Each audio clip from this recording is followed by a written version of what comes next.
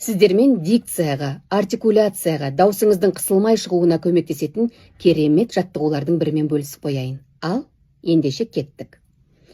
Ең бірінші жаттығуымыз вертолет. Вертолет ұшып келіп қонғандай дыбыс шығарамыз.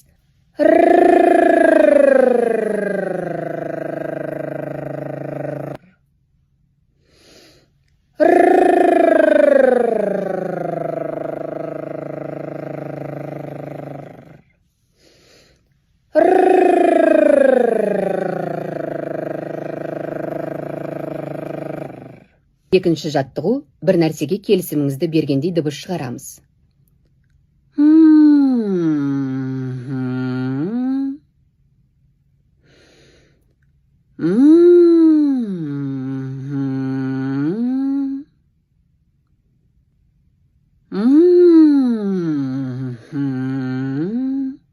Осы жаттығуларды күнделікті қайталап жүретін болсаңыздар, дауыстарыңыз ашық, анық, күмбірлеп шығатын болады.